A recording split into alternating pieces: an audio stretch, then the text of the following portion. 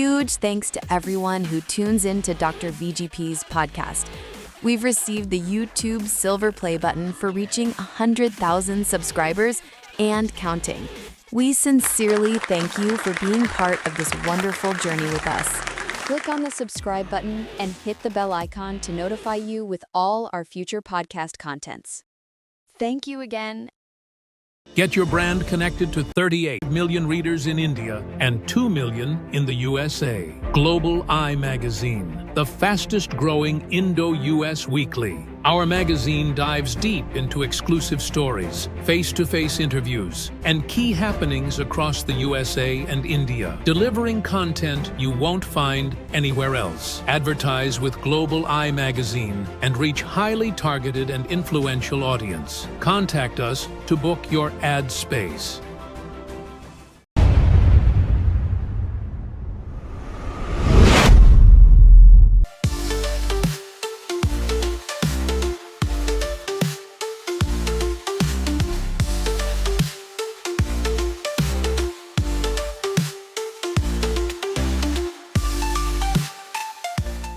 Hello and welcome to Dr. VGP Talk Show.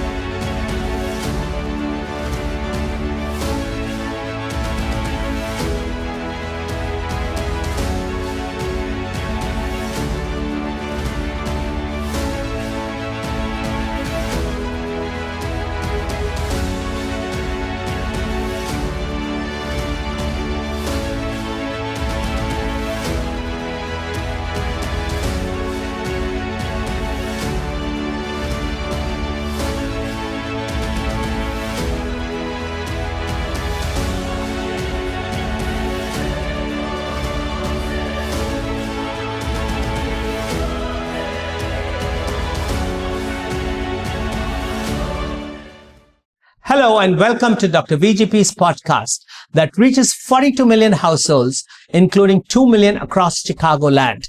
Today, we have a guest who has aspirations for the people of Chicagoland, and she wants her voice to be heard, not only in Chicagoland or the 6th district of the county, but throughout America. Joining us today, please welcome Commissioner Donna Miller. Commissioner Donna Miller from the Cook County 6th District. You are indeed a powerful voice for health equity, economic growth, and community empowerment. And seeing you, what prompted you, Commissioner Miller? You know, you had a successful career in the healthcare industry for 25 years. And you are the wife of a successful dentist, Dr. David Miller, and who also served us in the Illinois House of Representatives for the 29th District for 10 years. What compelled you to enter the political arena? When and how? Well, Dr. VGP, thank you so much for having me on this show, and great to be here and talk about these important issues facing not only the Second Congressional District, but the entire country. So I got into politics kind of in the back way.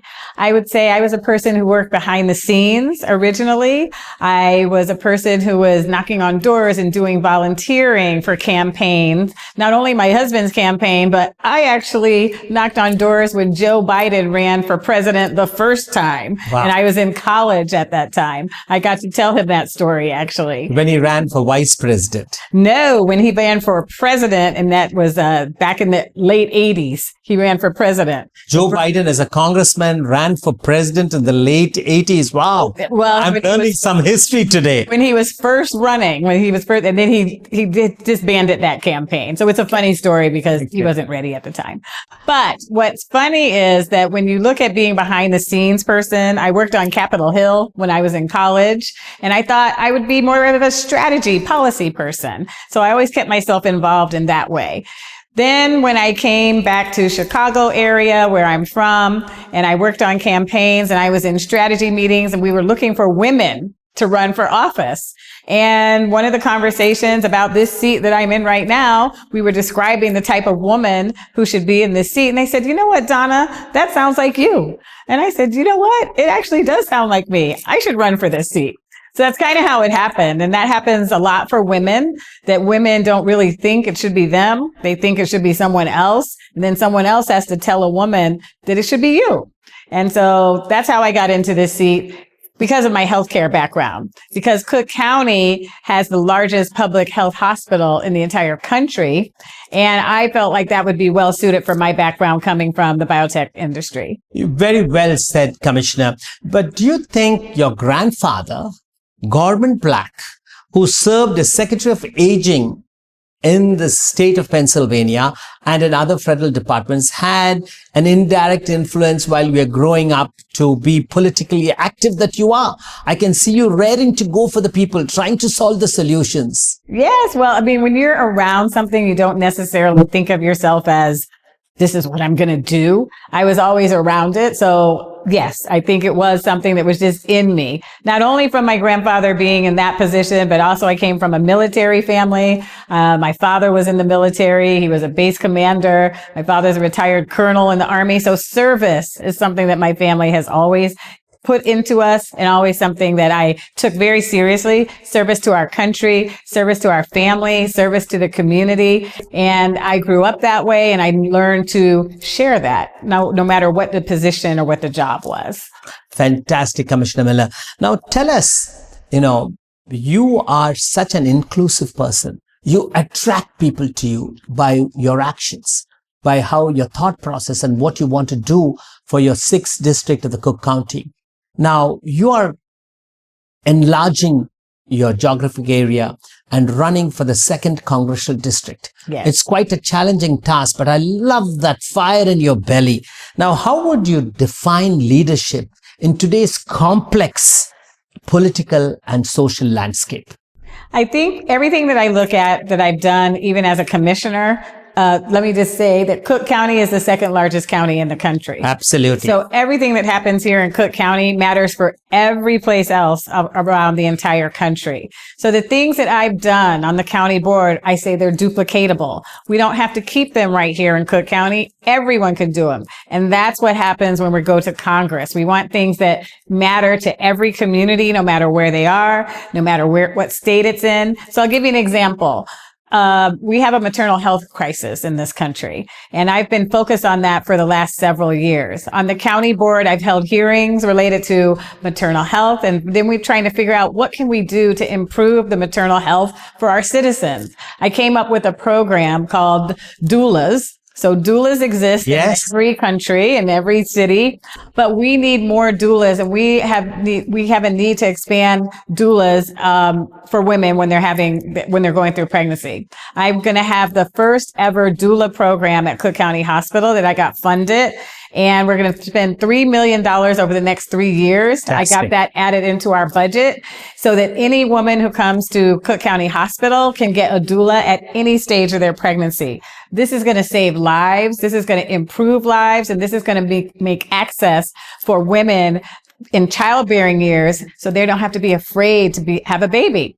So this is something that we can take across the country. I've also taken this to NACO. NACO is National Association of County Officials. Oh, yes. NACO has legislation that we propose on the national level. This is one of them. to expand maternal morbidity, to improve maternal morbidity by having doulas. And so that is something we can take right away to Congress. And I've done that several times. I'm able to find money in the budget where we can expand things, where we can duplicate things, and we can make them better for the entire country. And that's what we'll do on the congressional level. I think, you said it all very well. Your accomplishments and action speaks louder than your words.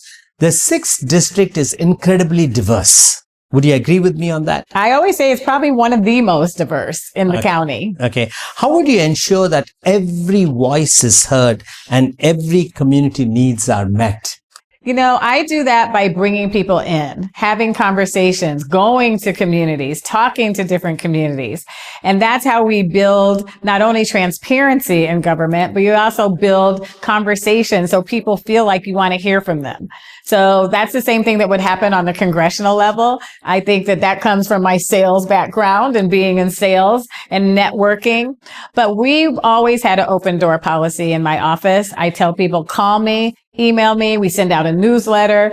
That's how you make people know that they're part of the solution. You have a powerful annual hat luncheon. That's right. Which attracts diverse women from all over the country. Yes. To see what you're doing on women.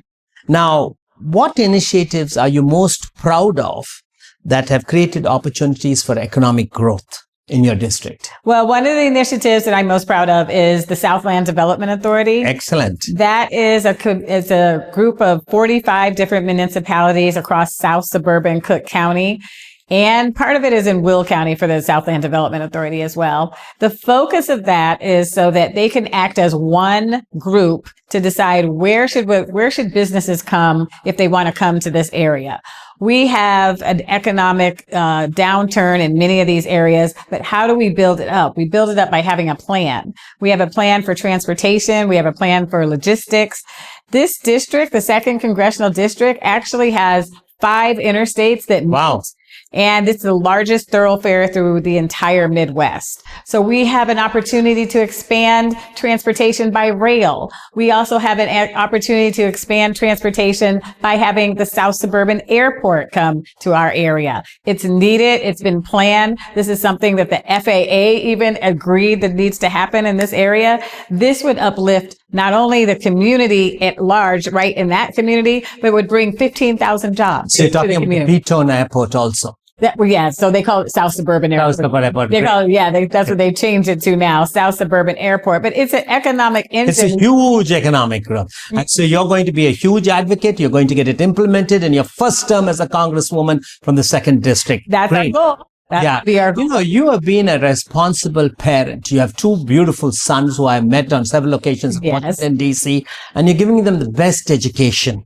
Now, young people are our future. Yes. How are you engaging the youth from your district and preparing them for leadership roles in your communities, in our communities? And do you have any special kind of initiative for the youth if elected to the Congress in preparing them for greater roles? Because today, if you look at the elected population, it's the ones 18 to 25 years who make the decision who's in office and who's not, whether you like it or not.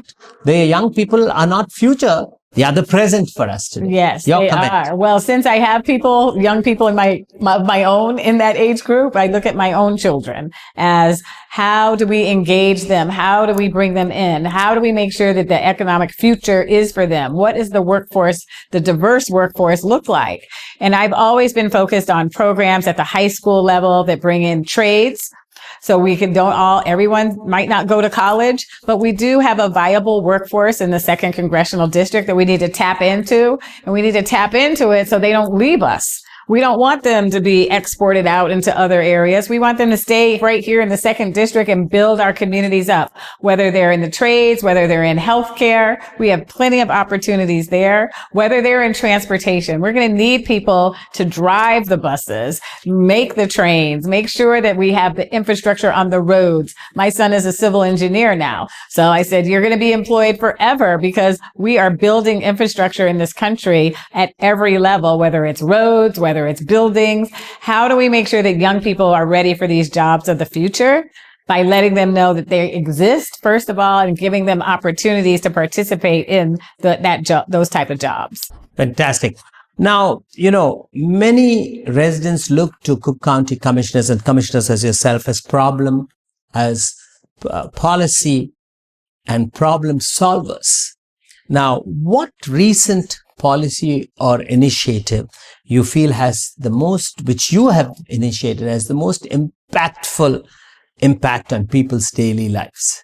I gave the example of doulas for maternal health. Another initiative that I've started that needs to be taken to the federal level, it involves health as well, cardiovascular health.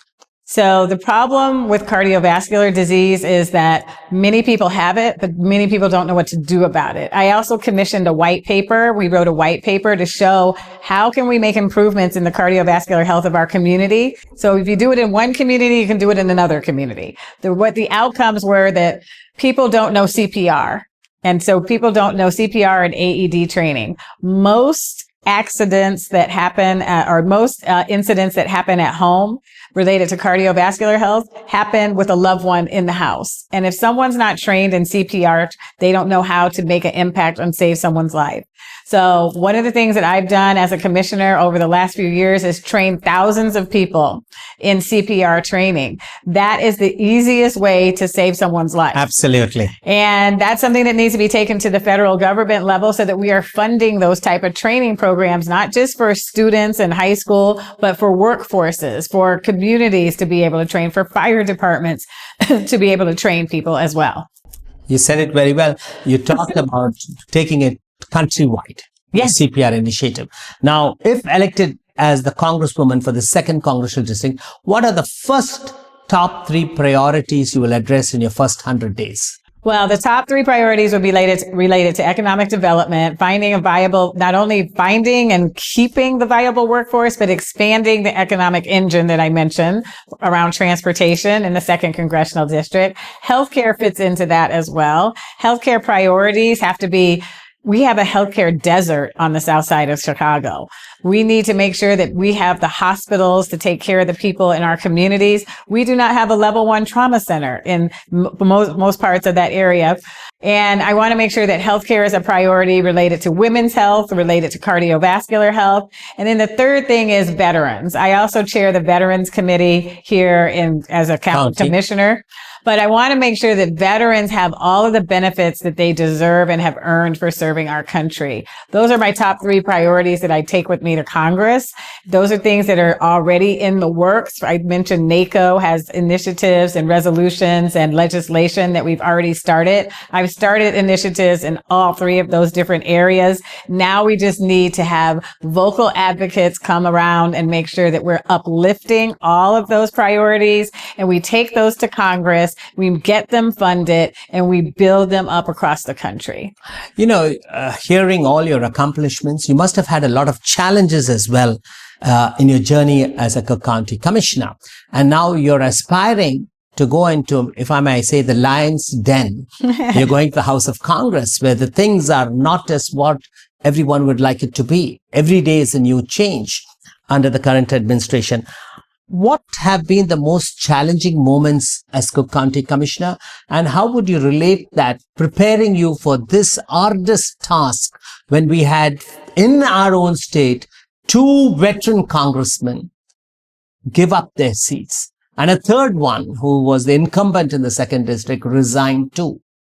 Well, yeah. So I think that right now, they gave up their seats to provide opportunity for the next generation. So good. I look at that as a huge opportunity. But we're in a trying time right now, and we all have to be steadfast and adamant about what we care about. One of the things I always say on the county board is, don't let me have the conversation by myself. If I'm bringing up an issue that you care about, I would love for you to come testify about it. We need the same type of energy in Congress. People do testify, but people are feeling powerless, and we have to give them their power back. This is our country. This is our government. We are the representatives for that. So we want the people to come in and take back our country so that we can know what is our focus and what our future can look like, because we already saw it. I say, Trump can't erase us. We can't erase our history. We can't erase where we've been and where we need to go, but we have to feel empowered to make that happen. I go into groups and I give people that power. I tell them how to advocate for themselves. I show them how we can find things in the budget to pay for the things that they care about. Every time people say there's no money, that means there's no money for something that you didn't ask for. There's always money. We have a budget that has money in it. We just have to ask for what we want in it. There was not maternal health focus on doulas in the budget. But because we had hearings and we focused on that, that's how we got that money in the budget. That's how you bring people together, by having experts come and talk about an issue, by having the community come advocate for the issue, write letters. Yes, writing letters still works. Showing up at hearings still works, and pounding the pavement still works. We just need to give people their power to make sure that they talk about it and be about it. That's what I say. You said it all. Now, coming to our last segment is a rapid fire. We have 10 quick questions, 10 quick repartees. Okay. One word that best describes your leadership style. Dynamic. What's the first thing you do to recharge after a long day? Relax and journal. Good. A book or a podcast that recently helped you? It was called Do It, or, oh gosh, I can't remember the exact name, when she's talking about just do things, just forget about it. Just do it. Yes. Good. What is your favorite hidden gem in the 6th district of the Cook County? Ooh, my favorite hidden gem. Oh, let's see. What place do I love to take people to? Well, it's called Maple Tree Inn. Okay. That's a restaurant because I'm a foodie. Okay. Just like me, I'm a double foodie. Okay. My wife always complains about me being a foodie. You need to have some weakness in life. That's right. That's okay. Who has been your favorite and greatest role model in public service? In public service? Well, I would say it's Shirley Chisholm. When we look back in history where she was a woman who just said, you know what, I'm going for it at a time when women weren't doing that. And she has been such an inspiration. She ran for president. She was a congresswoman. So when you look at people who were first, or one of the first and only, you want to duplicate that. You don't want to only be the first one, and you don't want to be the last one, but you want to be someone who can carry on the legacy that someone already started. If you went in politics, Commissioner Donna Miller, what career would you see yourself in? I would love, I always said if I could go back to school, I would love to be a healthcare literacy advocate. Fantastic. One piece of advice you would give to young women aspiring to lead? Don't think it can't be you. It can be you. Women are always told that maybe it's not for them, or maybe they should wait their turn, or maybe that's something else. Go for it and find people who can help you get there. Could you repeat that for our viewers slowly and nicely? Because it's a lovely quote from you. I said, women should just go for it, because women are often told that they can't do something, or they should wait their turn, or that they're not qualified for something. Jump in with both feet, go for it, and find someone that can help you do it. That's why I've mentored so many young women, and it's my true honor to keep them around me. Yeah. Coffee, tea, or something else that fuels your day? Tea. Good. A motto or a mantra that you live by? If you believe it, you can achieve it. If you believe it, you can achieve it. Guys, you're here with Commissioner Donna Miller, the rising star in Southland, who's competing to win the Second Congressional District of Illinois, who the seat recently vacated by Congresswoman Robin Kelly. You see her. You've heard her visions, her aspirations, seen achievements and accomplishments, what she has done and what she wants to continue to going through the journey to right up to Washington, D.C., to be your voice for your empowerment, for your economic development, for your healthcare. In one line, Donna Miller, what legacy do you want to leave behind? I want to leave a legacy of getting things done. So I say, get it done with Donna. Wow. You just heard it. Get it done with Donna. She said earlier, do it. And her actions have already spoken volumes than the words, which echoes throughout Southland. And now every one of y'all get ready to help her in her last quest to reach the U.S. House of Representatives represents 2nd District. Right now, scrolling down, you will find her website where you can volunteer for her campaign. You can contribute. You can ask Donna what you want to ever ask her and talk to her before it's too late.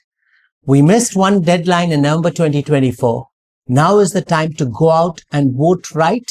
Vote for the person who can represent you, who can fight for you, who can challenge you. On March 17th, 2026 is the D-Day. And there's no one better than Donna Miller. Donna, could you tell us, if you're given an opportunity to take 3 people out for dinner from the past to the present, who would those 3 people be? Take them out for dinner.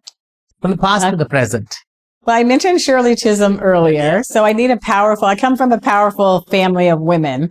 So my great-grandmother was a professional golfer. Wow. I see Anna Robinson. Wow. She must have been, that time, a black woman to be a professional golfer. Yes. Which year was it? 18 something? No, she started in in the 30s. And then, so she lived till I went to college. So she was in her late 80s. Wow, great achiever. So I would love to take her to dinner because even though I knew her in my life, I didn't know all the things she went through, and I just started reading about it lately. And great legacy. And the third person? My other grandmother. So that's my great grandmother. My other grandmother has her PhD, and she actually developed the Learning Disabilities Department for Chicago Public Schools. I talked to her every day of my life until she passed. And I want all those powerful women sitting around me, just giving me advice so I can absorb it all in. This Donna Miller you're looking at face to face is not just another ordinary black woman walking down the street. She comes with rich family legacy. Her great-grandmother was a professional golfer in the 1930s. It reminds me of Rosa Parks. Yes. And another grandmother was a PhD, an earned doctorate, not a conferred doctorate, like we say every other day, some church or some university giving a doctorate or some online diploma doctorate. I mean, this is the Donna Miller, which has a great Chicagoland, Southland, has a great opportunity to vote a woman who's concerned about you, who wants to be your voice in the 2nd Congressional District in House of Representatives. Please, this is a beauty with her brains, I would say. And what she feels inside is all over, full of love for the community, wanting to serve, and contact Donna Miller. Talk to her, how you can make a difference, how you can create history. And I think with God's help, nothing is impossible for you, Donna. Nothing. You put in so much effort and keep going. Be strong and of good courage. In the end, how would you like to describe yourself in 3 words? I would like to describe myself as someone who has a legacy that I bring with me, someone who has passion that I carry into everything that I do, and someone who is tenacious enough to get the job done. Great. You just heard 3 words describing Cook County Commissioner Donna Miller, the Democratic candidate for the 2nd Congressional District of Illinois. First, she said she has a legacy. There's no doubt about it. Second, she's a doer. Third, she's tenacious till she fulfills it. With those parting words describing the enigmatic Donna Miller, let's come back on March 17th to celebrate her victory, guys. Go out, tell your neighbors, everybody in the 2nd Congressional District, before Cook County Commissioner Donna Miller, the woman on the hour, is going to tell us, give a last parting advice to all our 42 million viewers. We'd ask you to describe the boundaries of the 2nd Congressional District of Illinois. Well, thank you. Yeah, the district is a big district. It starts on the south side of Chicago on 43rd Street. It goes to Bronzeville, Hyde Park, where the University of Chicago is, South Shore. Then it includes the south suburbs. Then it goes to Kankakee and all the way down to Danville, Illinois. So this is a suburban, urban, and rural district. So it has every part of the United States in this district, where there's farms in this district. There's high rises in this district. There's communities in this district. There's universities. There's schools in every part of the district. So we look at this district as the microcosm of what America looks like. urban, suburban, and rural. And what everyone in the district cares about is having economic development, having good schools, having good health care, and being able to be in a safe and thriving community. And I see that across the entire district. And I want to make sure that Congress in the congressional level recognizes areas as like this district as being what makes America look like it does from a diversity standpoint. And that's what makes us all happy and safe in our communities. Thank you so much, Commissioner Donna Miller, for joining us today. You're a tireless advocate for our people, championing the cause and making policies into initiatives for the people, of the people, and by the people. Thank you so much, and wishing you every best as you continue courageously to run for the Second Congressional District of Illinois. It's all yours with God's help. Thank you so much for your prayers and support. I appreciate it.